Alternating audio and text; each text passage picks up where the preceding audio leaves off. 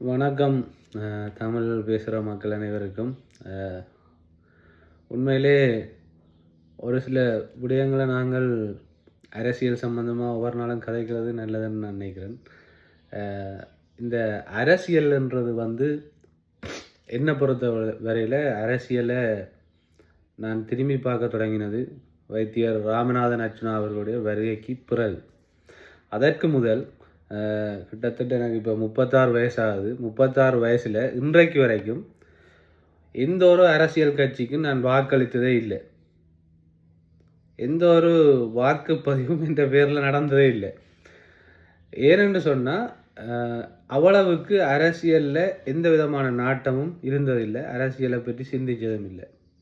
சாவச்சேரி வைத்தியசாலைக்கு பிறகு, அந்த போராட்டத்துக்கு பிறகு அரசியல் எப்படி ஒரு மனிதருடைய வாழ்க்கையை அளிக்கும் அல்லது அரசியல் எப்படி ஒரு மனிதருடைய வாழ்க்கையை மாற்றும் என்றதை எனக்கு மட்டுமில்லை பலருக்கு உணர்த்தினது டாக்டர் அர்ச்சுனா ராமநாதன். அந்த வகையில் இன்றைக்கு வரைக்கும் நாங்கள் அவருக்கு ஆதரவாக இருக்கிறோம். இன்னொரு விஷயத்தை நான் முதலே சொல்ல விரும்புகிறேன். நான் முழுக்க வைத்தியர் அர்ச்சுனாவுக்கு மட்டும் ஆதரவான ஒரு ஆள் தான்.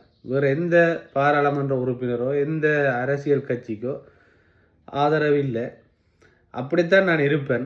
அது பிடிச்சாக்கெல்லாம் என்னுடைய வீடியோ பார்க்கலாம், லைக் பண்ணலாம், அல்லது நீங்கள் இது செய்யலாம். உங்களுக்கு பிடிச்ச மாதிரி ஒரு அரசியல்வாதியை நான் ஆதரிக்கணும், அல்லது உங்களுக்கு டாக்டர் அர்ச்சுனா ராமநாதனை பிடிக்கலைன்றதுக்காக நான் அவரை பற்றி கதைக்கக்கூடாதுன்னு அட்வைஸ் பண்ணுறது எல்லாம் அது என்னுடைய உறவுகளாக இருந்தாலும் சொந்தங்களாக இருந்தாலும் அல்லது என்னுடைய நண்பர்களாக இருந்தாலும் அது நடக்காத ஒரு விஷயம். யாரை ஆதரிக்கணும் யாரை வெறுக்கணும் என்ற முடிவை நான் தான் எடுக்கணும். எனக்கு யாரும் சொல்லி நான் எடுக்க வேண்டிய அவசியம் இல்லை. அதே போல் நான் யாரையும் நீங்கள் டாக்டர் அர்ச்சுனாவை ஆதரிங்கன்னு திணிக்கிறதும் இல்லை இதுவரைக்கும். இன்னும் ஒரு விஷயத்தை இன்னும் கொஞ்சம் ஆழமாக சொல்ல போனால் 16 வருட நண்பன் ஒருத்தனையே நான் இந்த விஷயத்தால் பகைச்சு இப்போ தான் அவர் திரும்பவும் என்னோட பழைய மாதிரி கதைக்க ஆரம்பிச்சிருக்கிறார். உண்மையான விஷயம் என்னென்னு சொன்னால், நாங்கள் இப்போ அரசியலை திரும்பி பார்த்தது டாக்டர் அர்ச்சுனா அவர்களுடைய வருகைக்கு பிறகு.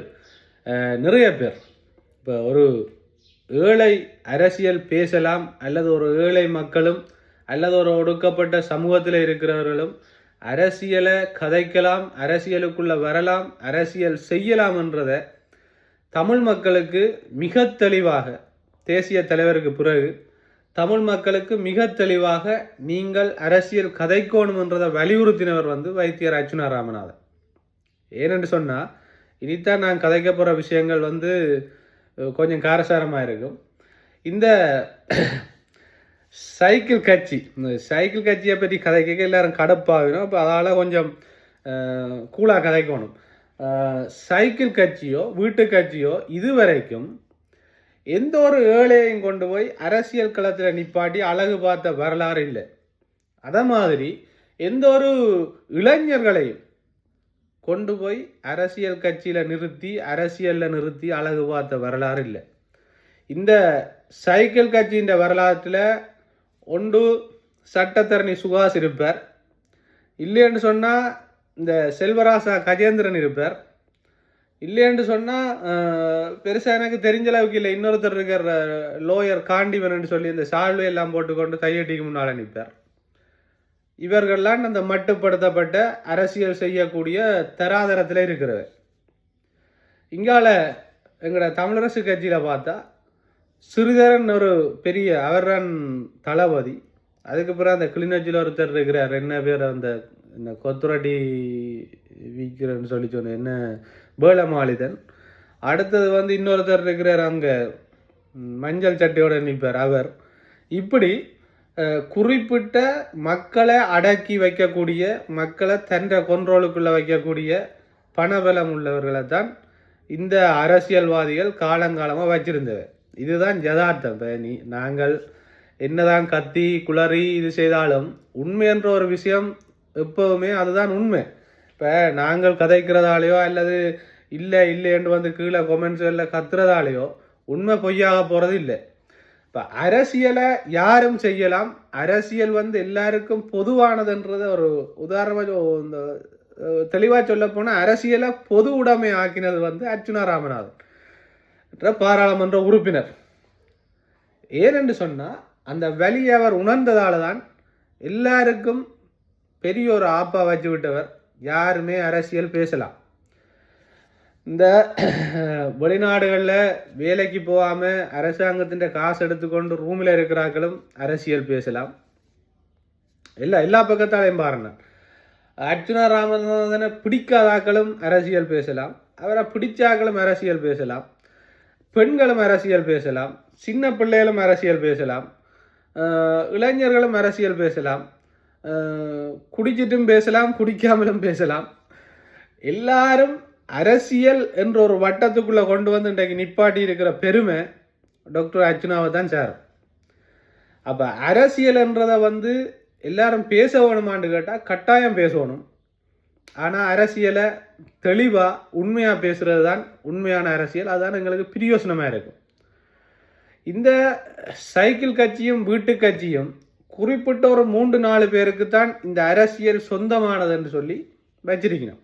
ஆனால் இப்போ வைத்தியர் அர்ச்சுனா அவர்களுடைய கட்சியில் நீங்கள் எடுத்து பார்த்தீங்கன்னா 3 பேர் இருந்தாலும் அவருக்கு பின்னால் 3 பேர் தெரிஞ்சாலும் ஒரு சட்டத்தரணி, ஒரு தொழில் முயற்சியாளர், சட்டத்தரணி கௌசல்யா நரேந்திரன் இருக்கிறார்.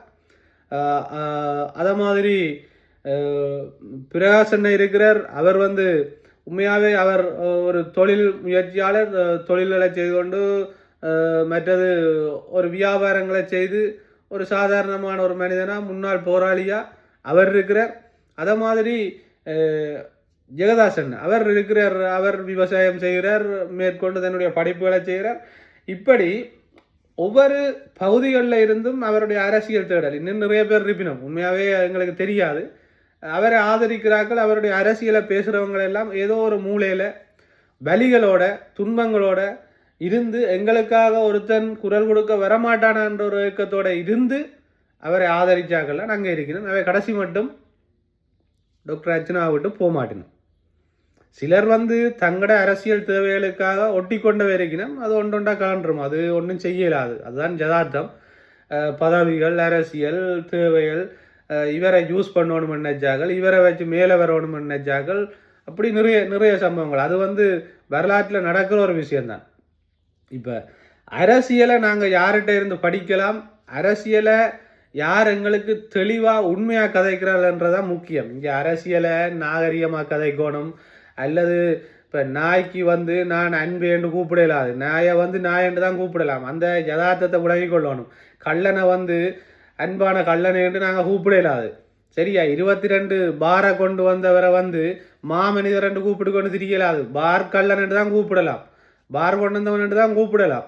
இப்போ இந்த யதார்த்தமான அரசியலை மக்களுக்கு சொல்லேக்க இந்த பார் கள்ளற்ற கொஞ்சம் வாளுகளும், அதை மாதிரி இந்த மக்களின் உணர்வுகளை வச்சு அரசியல் செய்கிற இந்த சைக்கிள் கட்சியின் கொஞ்சம் வாளுகளும் துள்ளத்தான் செய்யும்.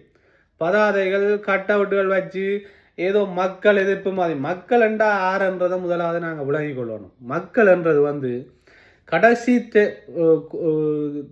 தொங்கல்ல இருந்து தங்களோட அடிப்படை தேவைகளை கூட பூர்த்தி செய்ய முடியாமல் தாங்களே உழைச்சி தாங்களே சாப்பிட்றாக்கெல்லாம் மக்கள். சரியா? தாங்களே உழைச்சி தாங்களே அன்றன்றாடம் சாப்பிட்ற தங்களுடைய தேவைகளை பூர்த்தி செய்கிறதுக்கு உண்மையாகவே கஷ்டப்படுற பிரயாசப்படுறவர்கள்லாம் மக்கள். அரசியல் கட்சிகளுக்கு பின்னால் நின்று கொண்டு அந்த காணாமலாக்கப்பட்ட ஒரு சங்கத்தின் தலைவர் அல்லது தலைவி, செயலாளர் என்று சொல்லி இப்போ நாங்கள் அந்த சங்கங்களை கொச்சப்படுத்தல. ஆனால் அந்த சங்கங்கள் ஒரு அரசியல் கட்சிக்கு பின்னால் நிற்கிறது தான் தவறுன்னு சொல்கிறோம். இப்போ எந்த ஒரு விஷயத்துக்கும் நாங்கள் தீர்வு காணணும்னு சொன்னால், இது சம்மந்தமாக அடுத்தடுத்த வீடியோக்களில் பார்ப்போம். தீர்வு காணணும்னு சொன்னால் எங்களோட அடுத்த கட்ட நகர்வுகள்லாம் முக்கியம். ஒரே இடத்துல நின்று கொண்டு தீர்வு காண்றது தீர்வு இல்லை. எங்கே நாங்கள் கதைக்கணும், எங்கே போராடணும்ன்ற இடங்கள் சரியானதாக இருக்கணும். சும்மா போய் நின்று கொண்டு கிடங்கு வெட்டுறவங்களோடையும் டியூட்டிக்கு நிற்கிற போலீஸ்காரரோடையும் சண்டை பிடிக்கிறது போராட்டம் நினைக்கக்கூடாது.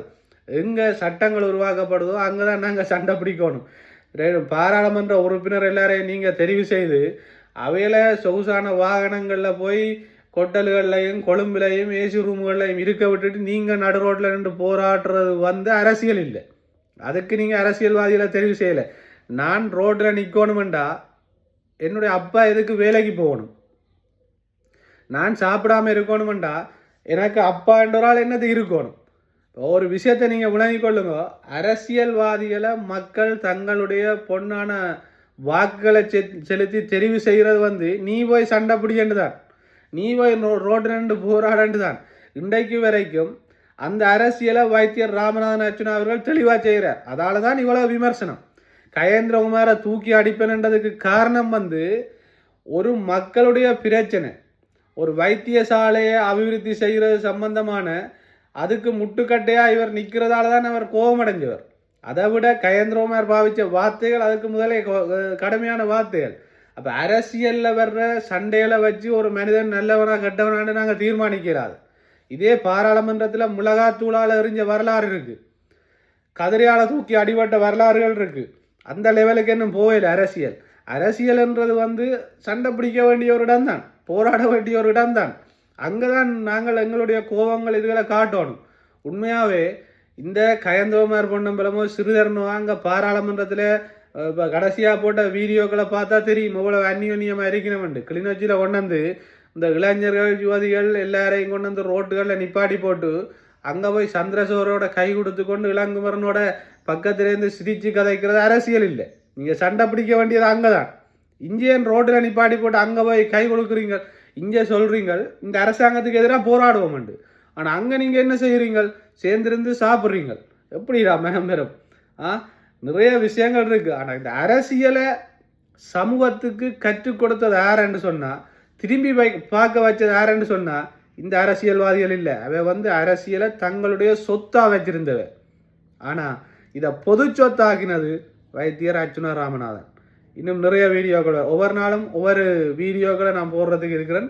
முடிஞ்சால் 2 போடுவேன். ஏன்டா நாங்கள் வேலைக்கு போகாமல் வீட்டில் இருந்து கதைக்கிறீங்கள தானே, வேலைக்கு போயிட்டு வந்து 1 மணி 2 மணிக்கு வேலையால் வந்து உழைச்சி சாப்பிட்டு தான் எங்களோட வாழ்க்கையை நாங்கள் போக்கி கொண்டிருக்கிறோம். வேலைக்கு போகாமல் இந்த சோசியல் காசுகள் எடுத்துக்கொண்டு இரவு வியரை வாங்கி குடிச்சிட்டு அர்ச்சுனா ராமநாதனுக்கு எதிராகவோ அல்லது வேறு எந்த அரசியல்வாதிகளுக்கு எதிராகவோ இந்த இதுகளை திறந்து சமூக வலைத்தளங்கள்ல இருந்து கதைக்கிற பழக்கம் இல்லை. அப்படி கதைக்க போகிறதும் இல்லை. நாங்கள் கஷ்டப்பட்டு உழைச்சி நாங்கள் கஷ்டப்பட்டு வேலை செய்துதான் எங்களோட வாழ்க்கையை போக்குறோம். அதால் ஒன்றுமே செய்யாதாக்கள் அரசியல் கதை கேட்க நேர்மையாக வாழ்கிறாக்கள் கதைக்கலாம். வேலை செய்து உழைச்சி எங்களை நாங்கள் பார்க்குறாக்கள் கதைக்கலாம். நன்றி, வணக்கம். இன்னொரு வீடியோவில் சந்திப்போம். அரசியலை சமூகத்துக்கு கற்பித்தது வந்து டாக்டர் அர்ச்சுனாவே சாரும். அதில் வேறு யாரும் உரிமை கொண்டாட முடியாது. நன்றி.